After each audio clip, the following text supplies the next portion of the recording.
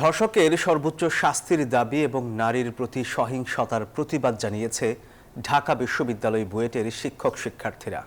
Class পরীক্ষা বর্জন করে বিক্ষোভ মিছিল এবং মানববন্ধন করেন তারা। ধর্ষণ ও নারী নির্যাতন ঠেকাতে অপরাধীদের দ্রুততম সময়ে দৃষ্টান্তমূলক শাস্তির দাবি জানান বিক্ষুব্ধরা। ধর্ষণের প্রতিবাদী নানা স্লোগানে মুখর রাজপথ। বিচার দাবিতে বিক্ষোভ মিছিলে রোববার দিনভর উত্তাল ঢাকা বিশ্ববিদ্যালয় ক্যাম্পাস। মাগুরায় ৮ বছরের শিশু ধর্ষণ সহ সারা দেশে নারী নির্যাতনের প্রতিবাদে ক্লাস পরীক্ষা বর্জন, মিছিল ও মানববন্ধনে একাট্টা হয় বিশ্ববিদ্যালয়ের শিক্ষক শিক্ষার্থীরা। ধর্ষকদের উপযুক্ত শাস্তির দাবি নিয়ে জড়ো হয় রাজু ভাস্কর্য ও অপরাজেয় বাংলার পাদদেশে। আমার দেশে আমার নিরাপত্তা নেই, তাহলে আমি কিসের জন্য লড়াই করলাম?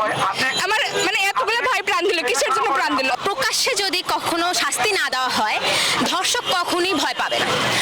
সারা দেশে নির্মমভাবে ধর্ষণের ঘটনা ঘটছে, শিশুরাও ছাড় পাচ্ছে না। এ অবস্থায় সরকার দৃষ্টান্তমূলক পদক্ষেপ নিতে পারছে না বলে অভিযোগ করেন বিক্ষুব্ধরা। কিন্তু কোনো ধর্ষণের সেই ধরনের দৃষ্টান্তমূলক বিচার আমরা দেখি নাই।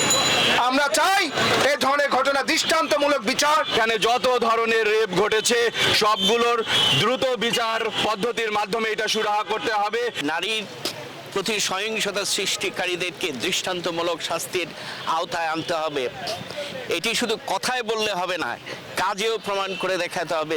প্রতিবাদে মানববন্ধন করে বাংলাদেশ প্রকৌশল বিশ্ববিদ্যালয় বুয়েট শিক্ষার্থীরা। রাস্তায় নামে ঢাকা মেডিকেল কলেজের শিক্ষার্থীরাও। সেখানে ধর্ষকের সর্বোচ্চ শাস্তির দাবি জানান তারা।